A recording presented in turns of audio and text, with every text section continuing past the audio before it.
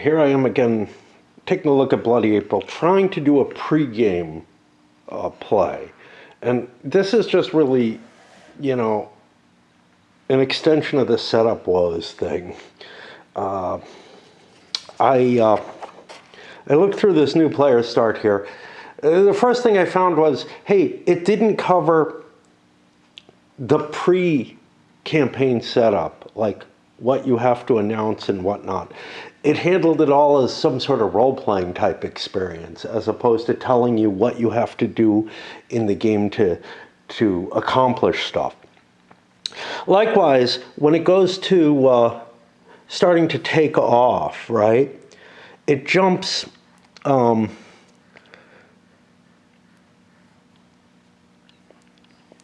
since this is the first game turn, you'll skip the first 3 segments of the sequence play. This is not the stuff, this is not the setup stuff you're skipping.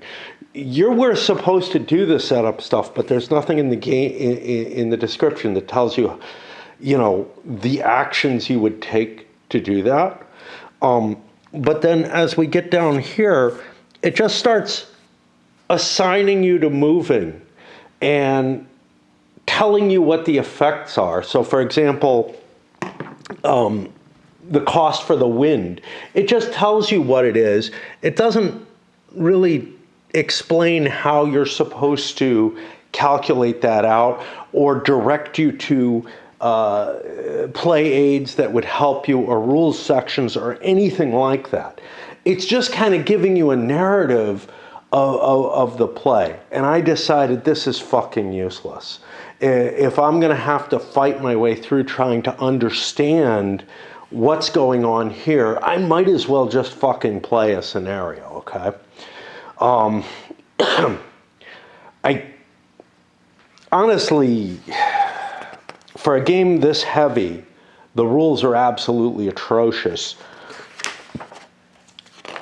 So what I decide to do is I decide to start looking at a scenario. Well, the first scenario is fairly heavy, and you have to they're done in chronological order. I understand that meaning, like the reasoning behind that, but it should kind of point you to, hey, you should really do this scenario first, not the first one in the book. One of the problems with it is you have to set up new trench lines. Now, I don't even know if those are on the map. Because the thing I found is in this trench line thing, for earlier scenarios, what? Earlier than what? And then it tells me something that says, this is the line for scenario 1. Scenarios 3 and 5 are unaffected. It doesn't tell me anything about scenario 2, but okay, whatever. Maybe there are no trenches. Maybe they go away at that point. Maybe they're not of importance in that scenario. I don't care. I'm skimming through and I'm like, yeah, I don't want to rebuild the trenches, and wow, there's a lot of planes available here. Okay, it actually looks like the Germans are the only ones doing missions here. Although I'm not really sure because there's tasking. Oh no, there's a shit ton of British squadrons as well. But what I do find out by looking at this trench lines is scenarios 3 and 5 are unaffected, because the playing area is restricted. Think, okay, smaller map, smaller scenario, that's going to be a good idea. So I get to here and look at 3. And one of the first things I run across is planes 5 times type. What?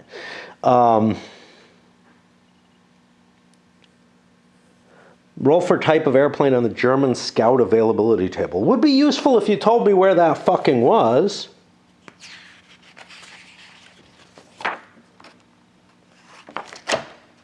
Right? You know, there should be some sort of reference for anything like this.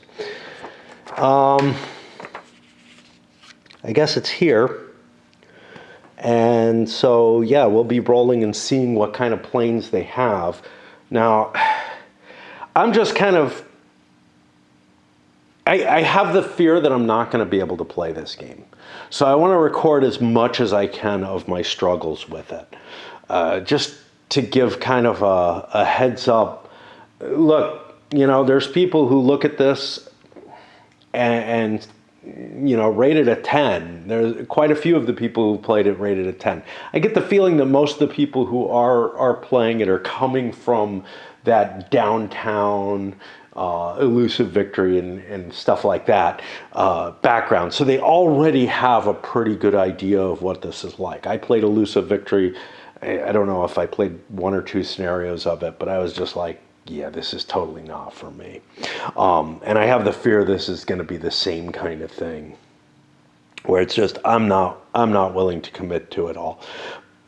But I want to capture what I can of it, so you can all laugh at me or whatever. What I'm not doing is I'm not reading through the rules, because I can't give you from those rules a good flavor of what the game is about. And reading through them again is not going to help me prepare particularly well, because I got nothing out of reading through them the first time. I got almost nothing beyond what I already knew what the game was going to be about. They're just not very well. They just don't work for me. Let's put it that way. Anyway, I just want to run away. I decided to record this in more detail than I first intended, and I'm gonna slowly work my way through this scenario 3 here.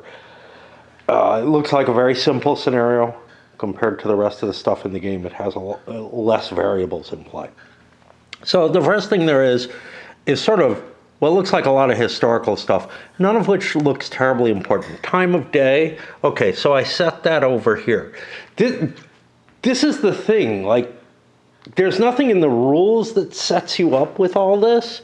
There is, if I'm flipping back and forth between, I've got this scenario setup thing, which does talk to me about what I need to do.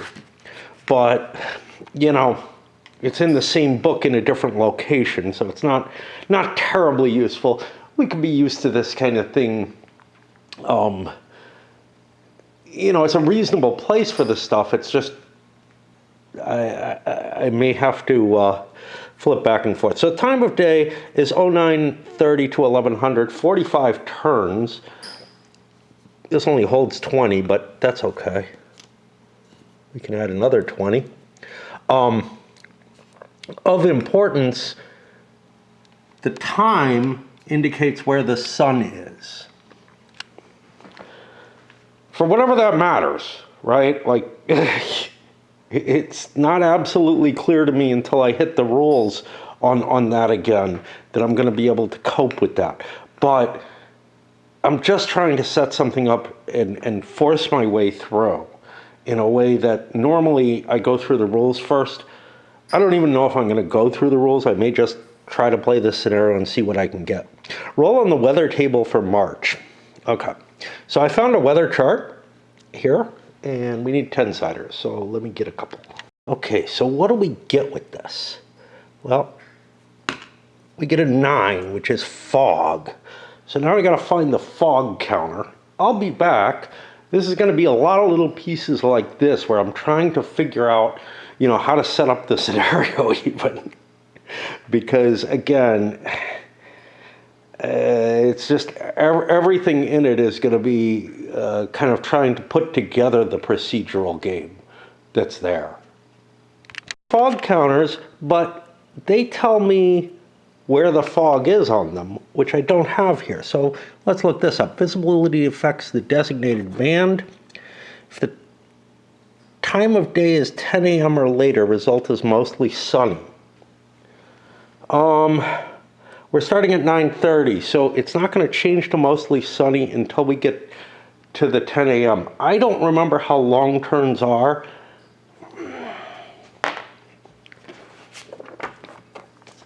Maybe there's a scale in here.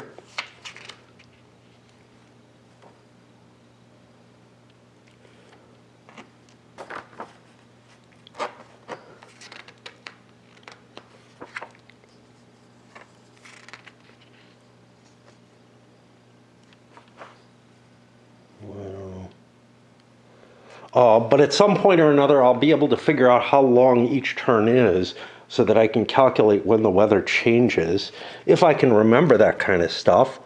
But here we roll a d10 for where, and it's 4. It's going to be low and lower.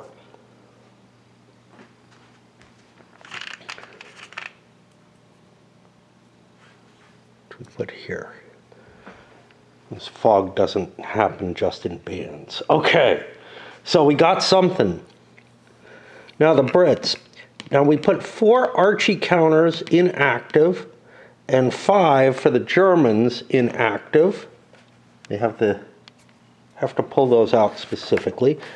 We look for the scenario setup rules again. German player sets up ground units first. Dummy ground units will also be listed. AA are set up in legal hexes of each side's territory. 1/5 total concentration may be set up hidden or by scenario special rules. That's what SSR stands for. I've learned to remember that. There is a glossary of all these. Most of them, things like AA we're familiar with. But okay. But we have to look at what part of the map is actually used. Anywhere north of the XX15, which, it's a squiggly thing, but that's important because that allows me to use the trenches that are on the map. Now, the trenches that are on the map, interestingly enough, they move. And we look here, German trenches are red, so like we've got different moving trench lines. Now, Eagle of Lille has little trench markers in it, I think. But I think that's because the trench lines aren't on the map for that earlier period. But some of the scenarios that are earlier in here are not using these, so that's why I'm going with this particular scenario, because it's at least got the trenches on the map, but there's all this confusion here. It's just ugly. About these counters, they'll be on their upside down side to indicate that they're inactive. And where do I put them? Gotta keep flipping back and forth. In legal hexes on each side's territory. Okay. Now, to understand where I want to put them, I probably need to understand what the missions are. We've got offensive patrols, and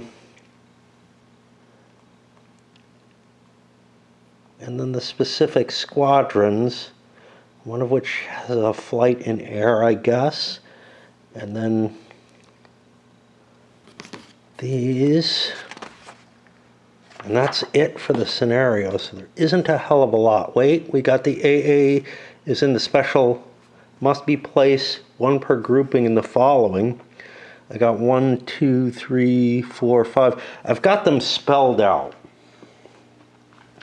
I think the idea of putting a hidden one on the map for the Germans, they would be allowed 1 hidden one. While it could be valuable, given that I've got these spans, it doesn't look like it's going to be that important. So I'm going to just put them all on the map and ignore the German advantage. Otherwise, they would have to write down the hex or something, or maybe use a copy of that planning sheet and a magnifying glass and a tiny little pencil. I mean, the idea of writing on how small that is just almost out of the question. The Germans have to place theirs first. The taskings, the Brits are only going to be doing offensive patrols. The Germans are only going to be doing defensive scrambles. We'll look those rules up for what we have to do. The offensive patrol is going to be flying over an area. The defensive scramble is going to be attempts to prevent that. These things indicate where different airdromes are.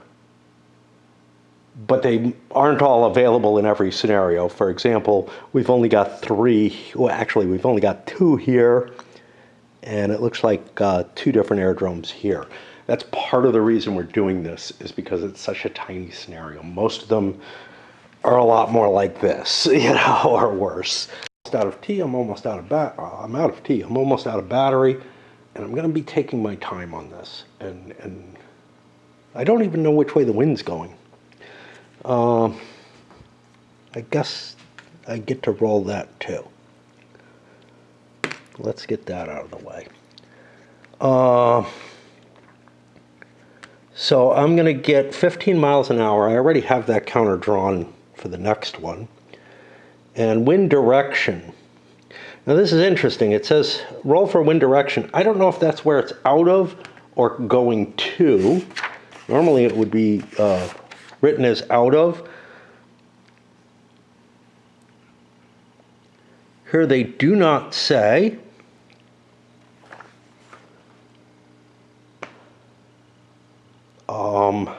Gosh. All right, we're going to look in the rules to find that, I guess. Looks like a pretty good index. Wind direction, it gave me 3 things. They're all effects of wind rather than anything else. So now I guess I'm going to have to go look under weather and see if that helps me find something. So far I don't have anything that tells me how to read this, whether that is blowing from the northwest or into the northwest. There is this wind drift phase, which is again an effect of the wind, but here we have an example that maybe tells me the wind direction is from the northwest. I'm assuming it's from, so let's make a roll for that. I mean, it's not too terrible if I'm wrong.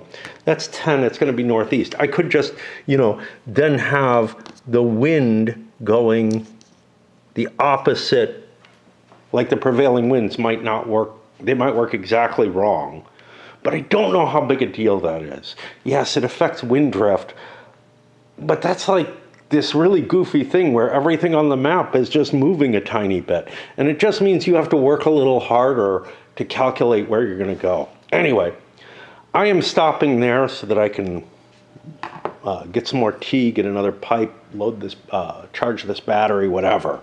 I mean, just getting this thing set up and starting to play, because the rules were so bad that they're not, there's no simple, okay, you just follow this. Now, they might work okay as a reference as I go, but in terms of learning how to play the game, there really isn't much to help you with that. There is some online stuff. There's a video that's showing you how to play on Vassal or something, but Vassal is going to prevent you from cheating, I think. So, it may not be the best place to get an understanding of the rules, because there might be stuff that's automatically programmed in there.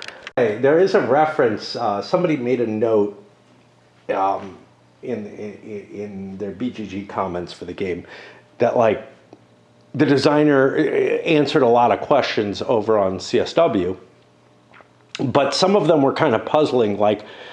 He says he only plays it on Vassal. It may not be meant to be a board game. It may be only meant to be a computer-assisted game where, rules are enforced by something like Vassal. It may just be too much for people to be playing on a board. I'm a board gamer, not a computer-assisted gamer. There's a lot of map to have on Vassal too. I mean, I don't mind something this size. Anything bigger than that is going to be hellacious. Things come to mind. First of all, as I set up these ACACs, I noticed these red lines. I'm guessing these are roads and these are railways. Yeah, they are indicated on there. They don't have the squiggles that the trenches do. So that was a little disturbing. But actually, the thing that I was thinking about as I was on my way downstairs and remembered it this far, what I'm afraid of with this game is that it's going to just provide a much, much more detailed and, believable type situation to what Richthofen's War does. When you play Richthofen's War with like, I don't know about the campaigns, because the campaigns actually do have management of your squadrons, which is more interesting to me. But it feels like the scale isn't that different. Richthofen's, I think, is a little bit smaller scale, in the sense that, like, you don't have the trenches all in the same hex, so they're like a hex apart or something. But essentially, you're flying missions, and the dogfighting is happening over too large an area compared to this. Like, this gets the size of a dogfight more correct. You end up just engaging, and plus it's single planes in Richthofen's and whatnot. But it kind of feels like it's going to be the same kind of thing. Like, accomplishing the missions in Richthofen's is going to be very much like what's going on here, except with a lot more detail here. And, you know, again, it's a matter of taste, and taste is a lot of what's kind of keeping me from being terribly interested in this, I think, which is I'm not all that into this sort of accomplish the missions and less focus on the dogfighting and whatnot. I think that Richthofen's is a horrible game. I know it always rates very highly on BGG in terms of, like, when they do the fight-offs between different war games. It's like, you know, always doing really, really well. I think it's a horrible dogfighting game, but it is better at this layer. You know, they do like the Avalon Hill Cup. They haven't done it for years. Can't remember the guy's name who used to do it. He and I were not on good terms, but I think we just both grate on each other in one way or another. But anyway, it would always just piss me off to see Richthofen's winning round after round against so much better games. Not air war games, but anyway. But yeah, I mean, my feeling is that this is going to go into detail that I don't want. And that's just a matter of personal taste. But there are other problems with this game. To get me to something that's going to feel very similar, but this is more accurately representing, you know, that a squadron of 4 planes or whatever, 6 planes, is going to go up and try to accomplish the mission, not just 1 or 2 planes. But, yeah. All right. Anyway, I got those things set up. We only have 2 mission types.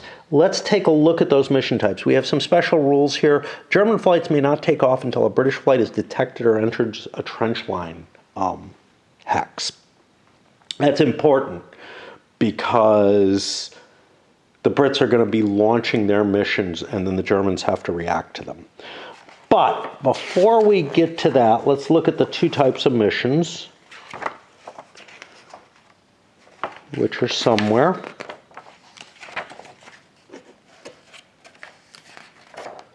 All right, task planning. So one of the tasks is offensive patrols. Any flight size from 1 to 6 airplanes can be assigned in offensive patrol or line patrol tasking. Offensive patrols take place on the enemy side of the trench lines, while a line patrol takes place within 2 hexes from any active trench line. Both patrol types require designating a start and end hex for the patrol that meets the type requirement, and the 2 hexes must be at least 10 hexes apart. SSRs may predetermine hexes for the start and end point and add more than 2 hexes for the patrol, or add more than 2 hexes for the patrol. Okay, I don't know what that's supposed to mean. An offensive patrol or line patrol cannot count any hexes flown in a weather band.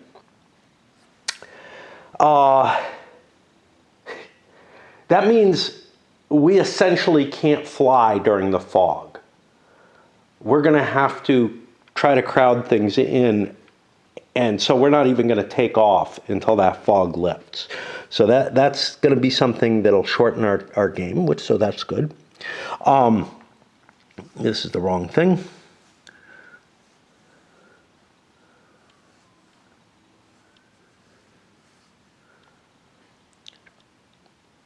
Can't count toward the total hexes for the patrol. It must be conducted below or above any solid weather.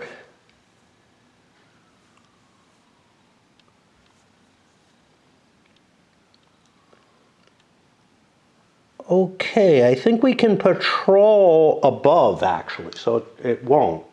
So as long as we fly up to above low, to medium, we can patrol, because we're just looking for enemy planes. All right, let's look at what the Germans on the defense are going to be doing, which is what? Defensive scrambles.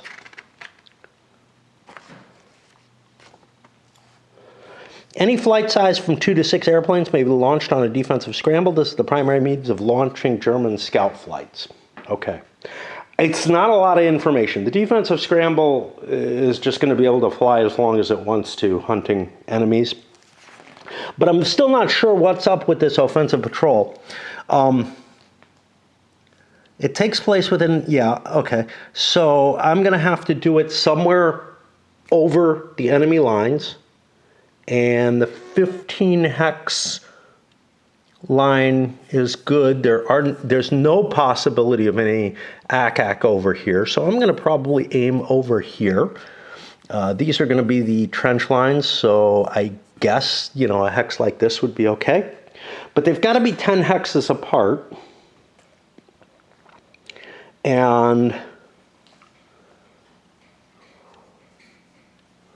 a start and end that meets the type requirement, and the 2 hexes must be at least 10 hexes apart.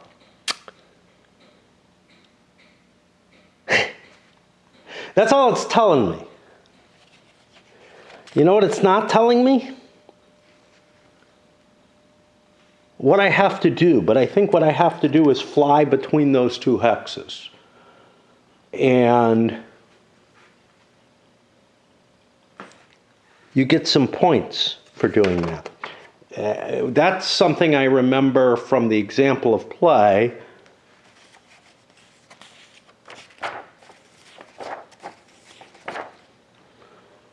Here we get it. 5 victory points per completed offensive or line patrol. 2 victory points per partial one leg or by SSR. I don't know what the fuck that's supposed to mean.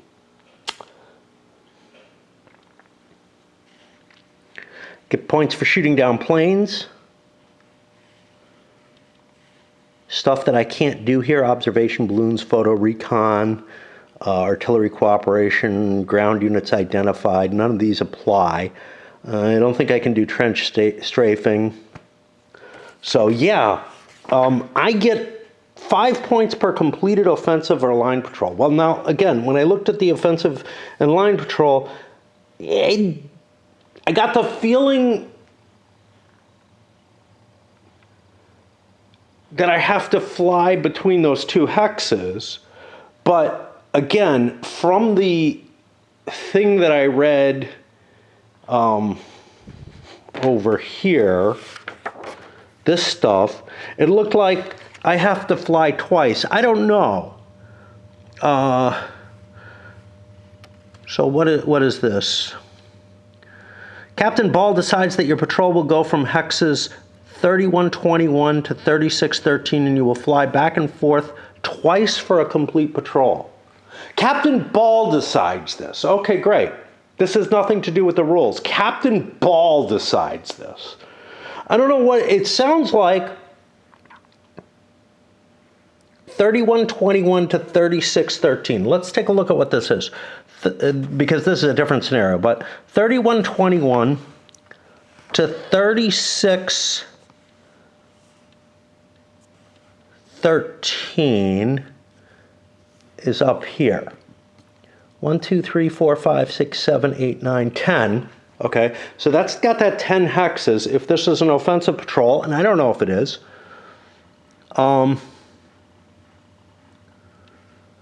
okay, here it says offensive patrols normally consist of flying between 2 points at least 10 hexes apart in German territory. He decides that we will go through those hexes and we will fly back and forth between them twice for a complete patrol. Yeah, that's kind of weird. Why is he deciding that? Why is it not the rules that are deciding it? And why is nothing mentioned in the rules? It says that it meets the requirement and they may determine and add more than 2 hexes. I mean, there's just all this bullshit, and it's not telling me that I have to go back and forth twice. It sounds like I patrol once for this, and this for some reason, I don't know, whoever's in command, which is apparently not the player. The player is just flying in one plane, by the way this is described, which has nothing to do with this game. You know, he's not even the commander of the squadron that's flying. He's not even the lead officer. No, Captain Ball is the lead officer, who's not a player, who for some reason or another has made this decision to go over it twice. What's up? Well, one leg sounds like I only go once. That's the only hint that I have that kind of combines these two. I don't know what the fuck. I'm going to look, see if I can make any sense out of it, out of anything else. But right now, out of the earliest stuff of this, I've got like, you know, I got to piece together hints to try to get what the game is about. And that's been a problem across the board. Now, maybe there's something in here that says these patrols have to be done twice. Maybe it's hidden in an example, you know, but I don't know. Important information here. So the offensive patrol, line patrol, air to ground, I can't do any. Air to air, I can attack or defend. Other behavior must abort when all air-to-air weapons are depleted and are jammed. Altitude restrictions none, so I can go as high as I like. Defenseless scramble, also similar types of things. So this is going to be a dogfighting scenario across the board. So far, I can't find this thing that says I have to go back and forth. Other than, in the rules, other than this thing about a leg, both patrol types designate a start and end for the patrol. Actually, this isn't there. Offensive in line may count any hexes flown, may not count hexes flown in a weather band. Fine. Toward the total hexes, it must be conducted below or above any solid weather. Yeah, I don't know. Like, from reading this, it feels like 10 hexes. And I just have to fly it once and then I'm done. Here, it feels like it's saying I have to do it twice, because that's what Captain Ball decides in that scenario for whatever reason. I don't know why he would decide that, but when I look at the scenario general rules, it says partial one leg, which makes it sound like I do twice. Or if I do half of it or something, I don't know, you know.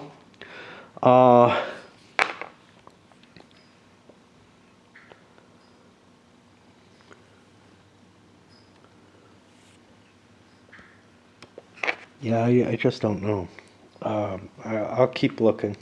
I have the patience or whatever to figure it all out. It feels like at least a couple of things here in the playbook are giving indications that I have to fly one direction and then the other. And I only get 2 points if I fly one direction only. That's how I'm reading it all.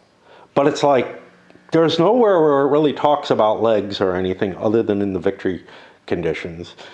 And if the players start here didn't say Captain Ball made some decision in that scenario to do twice as much as I would read out of the rules, I just don't know. So what am I looking at? Well, I'm allowed to go anywhere from the 15. What I'm going to probably do, because of where the artillery has to be set up, these couldn't be down very far south, is I am going to start here and go where no ACAC can be.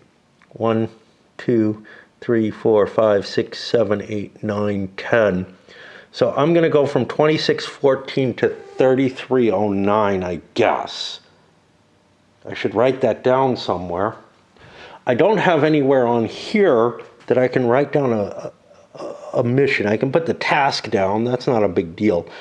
But I don't have like where I would be putting specific hexes on there. That would be very useful on this log sheet, I would think, but we shall see. Now what I have to do is figure out the planes and the alignment of them. I maybe don't know what the German planes are that I'm facing because they're at random. I need to swap batteries. I will start working on that. Now I start to fill out my flights, and I've got two types of planes for the Allies. I have a pair of DH-2s in the 29th Squadron, which is going to start at La Hameau, which is over here. And then the rest of my planes, I have the 40th Squadron, 2 flights of 4 FE-8s. All of them are considered regular rating. What does that matter? Well, I've been looking through the index entries for the log sheet. The first couple of entries, including the most, the bolded one, don't give a lot of information. They tell you keep track of everything on the log sheet, basically. But I got to the first one, which is flight quality generation. Now, the scenario lists pilot training levels for the forces on each side. These are all regular. When filling out the flight details, roll 2 dice for each flight on the flight quality table. Now I'm given options here. Here's the flight quality table. And we're regular. We'd be rolling 2 dice, and we'd get an aggression value for the entire flight. That's going to be the flight leader's capability, basically, I guess. However, there's a delayed aggression roll as an optional rule, which I think is kind of cool. So I'm going to hold off on that. But there is something problematic about that. The counters themselves, if we take a look at how counters are deployed, have an aggression value on them. So is this a big deal? Not really, but what it may mean is that I swap out a plane to put the aggression on the counter so that, it's more useful. Anyway, what I have is this is the 29th Squadron. So I looked through my trays, and down at the bottom, I believe I find the 29th Squadron, which is this. And I find a DH-2. I don't know what this red X means there, but whatever. So I'm going to record that counter for now. That's going to go here as the unit.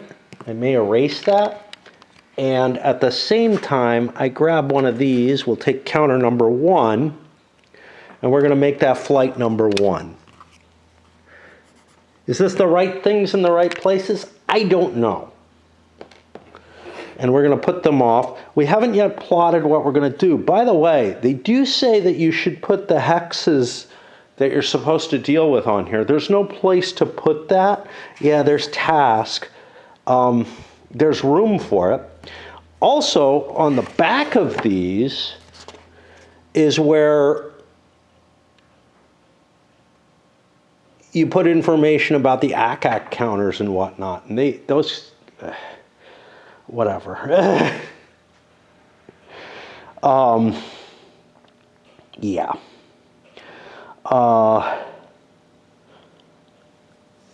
Where you keep track of information on those and artillery and whatnot. Pilot crew rosters. All the individual airplanes are part of the actual rosters of these. Most will be listed in the taskings. The pilot crew can be used to populate your flights and add a level of role-playing. Not all pilot ranks are listed, especially for 2-seater. Pilots with a rating of 0 or higher are aces or have achieved ace status. Aircrew with an NR rating have to roll on flight quality. Okay, whatever. But anyway, that's one of my flights. I have 2 flights of F-8s that I also have to assign in the same sort of way. What I think I'm going to do, because the Germans don't have, I don't even know what the fuck this is. This doesn't even have a type of plane. So this has 5, and I roll a random type 4. This one does not list anything. I don't know.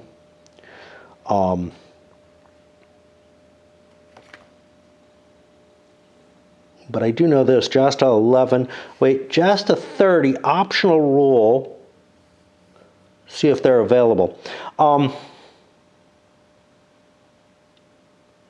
30 didn't operate historically. I'm going to play with the optional because I feel like I'm overwhelming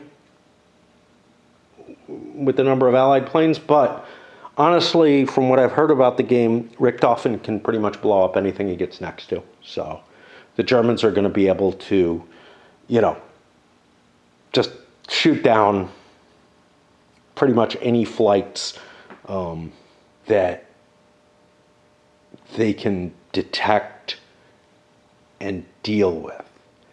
If that's the case, I might want to pulse things, but I like the idea of a lot of planes at once, so we'll play it out, you know, naively and try to just blanket him with a lot of flights going in the same direction. There's nothing that seems to indicate that I have to pick different targets for the different flights. So they could all be flying the same path. I feel like that's a little ridiculous, and I don't understand. Like, it feels like I should have to I should have to space those out, but from what I read about tasking, that doesn't seem to be the place. Oh, there's other stuff I haven't gotten to on here. So things like gun rating. So I look at the DH2, and I don't see a gun rating on here. But I have a firepower of +2, and then I have ammo of 3D8. That's indicating that I have 3 drums, I think, of 8 shots each, whereas this has 2 drums of 6 shots each, if I recall correctly. Firepower is listed, gets me to try to find out what has to go in here for, yeah, it got firepower there, it says +2. Here it says firepower rating and damage factor are listed as well. Well, I don't know what damage factor is. I don't seem to have to write that down. I don't have to write down firepower. I have to write down gun rating. I would think that would come off of here, but it's not there. So I looked up firepower. This is the only place it's mentioned, is where it's describing what's on the card, and it just lists the things that are on the card. I can read them off the card. There might be some that are confusing, like MR, that's the maneuver rating, which there doesn't appear to be a need to write down. That's interesting. What about gun rating? That is on here. So let's see. Okay, that doesn't show up here. So again, I'm going to have to go back to the log sheet entries and find out how I find that. I'm guessing it's the firepower, but damned if I know. Our way through log sheet, we're up to about 5.13 at this point in this long list of things trying to find. So far, I found almost nothing, right? I've gone a little further than last time. And fuck, I need a bookmark for this because I wanted this bookmark. But what I did find, I don't remember where I am. Oh yeah, dummy generation. Somewhere in here we have a dummy for each. I think I'm only allowed to have 1 fake counter on the board at any one time. That doesn't help me a hell of a lot with the Allies coming over to begin with, because the Germans aren't able to react until they detect something. So I probably won't launch any to begin with, but then later on, I can use it to split off and create fake flights. And likewise with the Germans, they can create a fake threat to the mission. But yeah, working our way through the index entries here. Again, you know, there's no way I would be able to hold all the rules in head without having played already. And I'm suspecting this is going to be my only play. It is just this one introductory scenario to see what I can get, and I'm not going to go through the rules because I'm just not planning on playing more of this. So I've looked at this before. This is the big one, log sheets. What does it tell me? Each flight has a space on the log sheet noting the flight's name, counter aggression rating, various ordnance, blah, blah, blah. Log sheets should be filled out. The log sheet has 6 boxes numbered 1 to 6. Each represents a single airplane. You fill them in if you don't have that many. I only have 2 in the DH2. That's the only useful piece of information I got out of this whole section. This is supposedly the important section about log sheets. This is where I looked first. It does not tell you much about what you're doing. So we keep working. But I'm just like trying to show you how fucking useless this rule book is in so many ways. It's also glossy, which of course makes it worse because there's a glare. Example, you can make an index too full of things, right? Like it looks like they control F'd and marked everywhere a log sheet was entered. So for example, players keep the information on their log sheet secret. This is 8.33, which is referenced from their opponent. However, a flight is visually identified, the following information has to be given. Yeah, you know,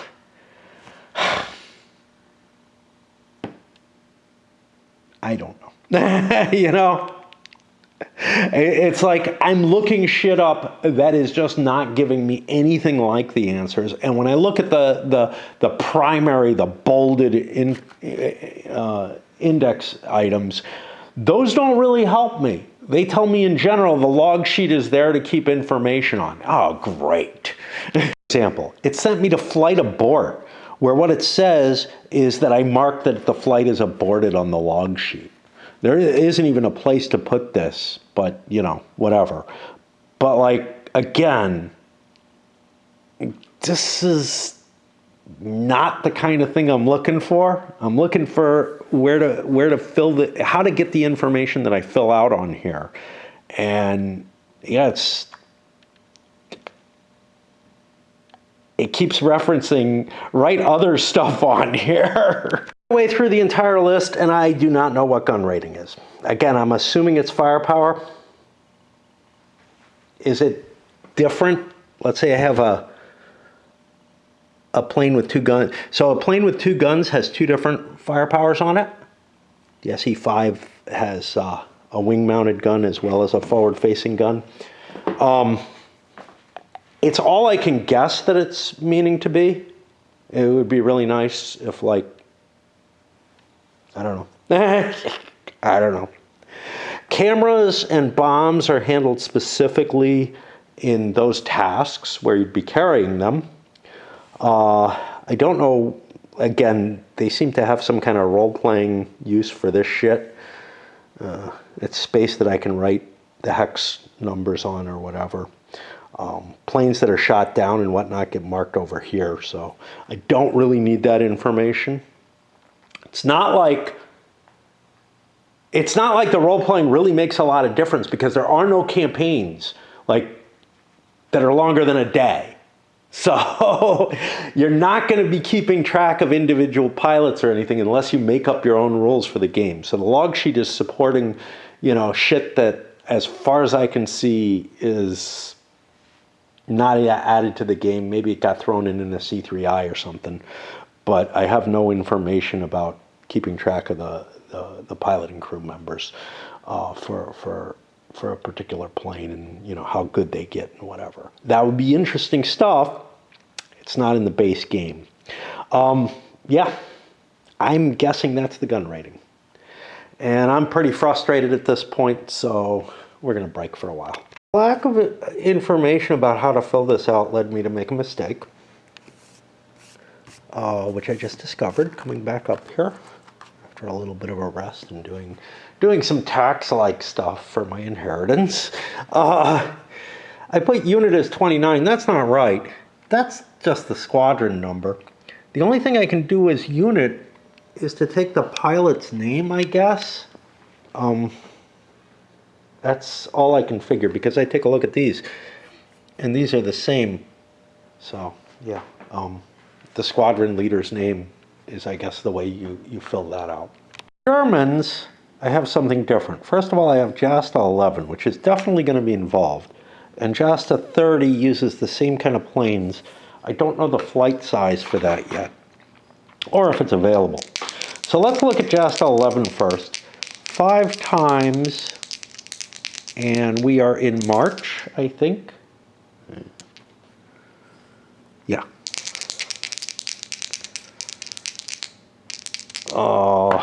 So I roll a 6. We're going to get Halberstadt D2s.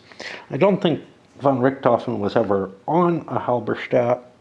I think he flew Albatrosses, but whatever. And then for flight 30, it is going to be available. It will get Albatrosses. And it'll have 3 of them. The only counters with Richthofen on them, there's 2 of them, a red one in case you want to be ahistorical, are listed as Albatrosses. The only Halberstadt available, I think there's actually 2. I thought I saw a second one. I thought I saw one that was a rank 2, but I'm not seeing it now, so maybe I was mixing it up.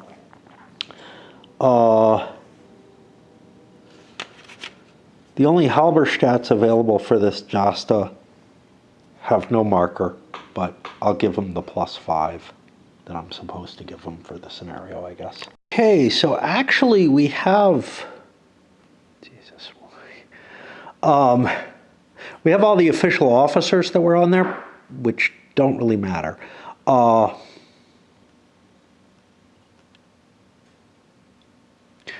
They have Squadron A here. I don't know what the fuck that's supposed to mean.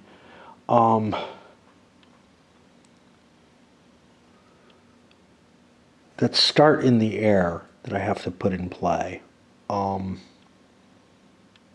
Actually, they all start in the air. Flight may take, what? Good God. I don't know how to read all this shit. But the offensive patrols fly between hexes twice for a complete patrol. So that actually does spell out in the scenario what's necessary. So my grump about that is defeated. We got somebody down here. It's another JASTA 11 piece. So I filled these out. I got a dummy for him. I got to figure out to place the units where they belong. But now that I've filled out the log sheet, gotten all my plane cards out, it's time for another break. I know it doesn't seem like I've done a lot, and I haven't, but you know, that's going to be the cost of doing this thing. Whatever it is. Back up here working at trying to get it set up, right? So here it tells me where things start. Squadron A flight starts, and again, I don't have the right letters or whatever. But I do have the counter here. I do have the name of this. That's good enough, I guess. They say starts at hex 0901, heading southeast, at 10,000 feet, which is medium +0. Why is that medium +0? Okay. This is something we can look up, I think.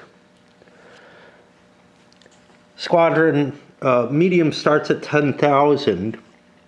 Now, we have to worry about the time to climb, which is TTC. I don't know what the 25/30M means. I think it means I can go, I don't know. I actually don't know what that means. I've got, so if I was here on low, right, which is here, I'd have a, oh, that's not medium. Okay, low is over here. I'd have a time to climb of 7, I guess L is low, which means it would go on this chart, and that would be the number of feet that I'd add. Now, what does this 25/30M mean? I don't know.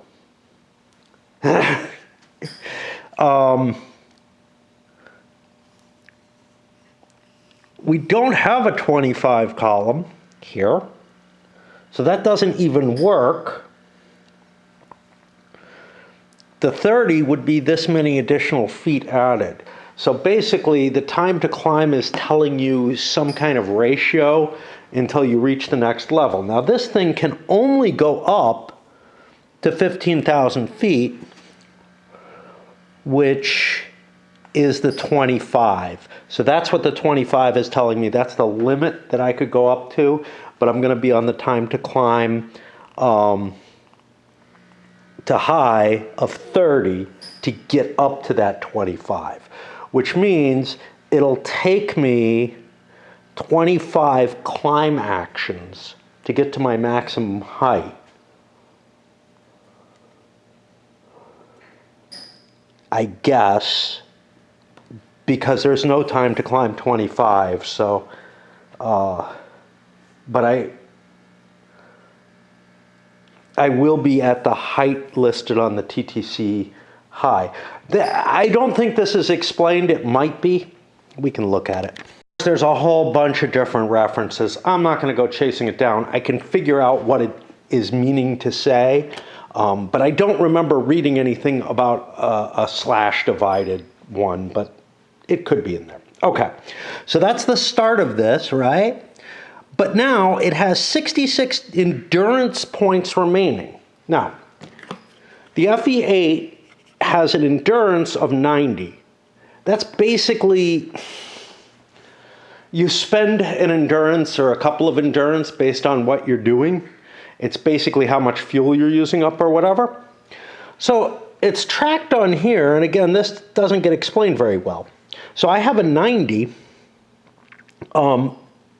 It's tracked on this that goes up by tens. That's not going to give me a space where I can really rate all of this. I don't know what the fuck I'm supposed to do. I'm going to just put a 66 here, and I don't know, you know. But again, there's something like, it feels like a log sheet is not sufficient to cover the information there. It feels like it's giving these little boxes that I don't know what it's going to do. I guess we could again look. Endurance. Oh, look, there's a humongous list. Now, the bolded one is 10.4. That's where I would expect to find anything, except so far, looking in bold, and I haven't tried this yet, hasn't been terribly useful. So here's the costs that you have. Flights that exceed their endurance have their engine knocked out. There's nothing that tells me how to track it there. And, I looked at the log sheet, and it sure the hell did not talk about this. Like, I looked at all the references for log sheet. So I don't know what the fuck this is meaning to do, but it's like, definitely not sufficient. It would be better to just leave this area blank so you could write different numbers in there. Anyway, that's my first plane. I really wanted to highlight this because of the endurance thing, but the rest of it is also kind of inscrutable, Now, And it does not talk about it here. It doesn't talk about how to set things up on the log sheet or anything like that. Yeah, again, it's like you got to kind of intuit out and then try to figure out what the hell you're supposed to use the materials they give you, because this is one of my key things with this game. Games that are heavily procedural, and I hate them, but sometimes they have very good rules, all right? I'll tell you, do this, do this, do this, and you don't get a big picture of what you're trying to do. This game is almost lacking that entirely, which is shocking. Like, almost all rules have the procedures that you need in them, except very bad ones. Well, this fits into the very bad. Maybe not the worst. Certainly not the worst. I've seen much worse, but I have to deduce how to utilize the components of the game to manage it. Now, compare it to something like Knights of the Air, which is, a really, really complex game in the same sort of way, where you're fiddling with all kind of flight controls and everything. That procedural roles in it, those work fine. You don't get a grasp of what you should do, how you're going to want to adjust your values to get the plane to fly right. So you end up fucking around with it and just playing around with the game to get to learn how to fly your plane, right? But this doesn't have that kind of procedural basis to it, but it also doesn't feel like the less procedural rules that generally have a stronger procedural basis than this does, that, give you a really good overview of the things you're going to be doing. Kind of vaguely gives you an idea, but you got to figure out the procedural, absolutely, like, by trying to see what you do. Again, compare it to High Frontier, which gives very procedural rules. It tells you everything that you have to do, and then you kind of have to play around with it a little bit to learn how to fly your spaceship or whatever to make it work. But at the very least, it gives you the mechanisms that you need to do. This game doesn't. It's like shockingly missing that. I will get the other couple of planes up, and then it looks to me like the Germans shouldn't be on the board no matter what, because they got to detect the Allied planes. Quickly, I screwed up. So it says Flight A starts at this. What the hell? So 40 Squadron A is actually the FE-8s. So I shifted it down to Todd here instead. The DH-2 I haven't gotten to yet. I thought, hey, I'd be setting up the next one. So here it says 40 Squadron B flight starts in the same hex at the same height with 66 endurance remaining, starting game turn 3. So I started to set it all up in the same hex. No, it's not there yet. It starts game turn 3. Now, that's instead of coping with its takeoff or whatever, and some of that may be because I would have to take off into the wind. That would be this way here, and that could work differently because I had to randomize the wind and its setup and everything. So this is going to give me an automatic start, but this is weird because it just kind of pops into existence up there at the same values. Normally, I would think things would take off in the game. I kind of wanted to take care of that. But then 29 Squadron A flight can take off no earlier than game turn 3 from some place called La Hameau, which is over here. So I don't know what to do in terms of these. These guys come in maybe turn 3. They come in on their question mark side. We'll just set them up there. Now, what have I not done yet? I haven't programmed where I have to take my offensive patrol. Again, it seems to me that I could use the same hexes each time, and I'm gonna set that up, and I'll write that down. I think I write it down for the others as they come in. What I did was I wrote from 2517 here, which is, nope, too far down. Let me rewrite that. The range of the map, that's the problem. 2614 here to 3308, which is up here. That keeps me, I think, out of range of where he's based. La Brielle, ooh, I'm close to that. That sucks. Oh well.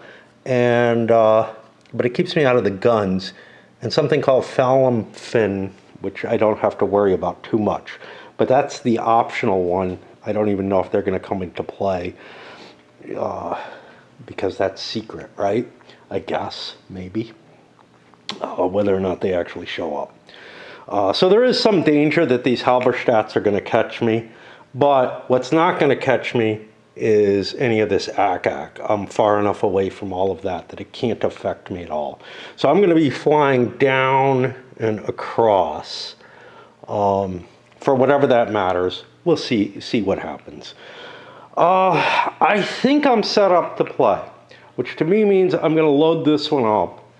This is what I had to do to figure out what the scenario would do. Now, is it going to be this hard every time? Of course not. Of course not. But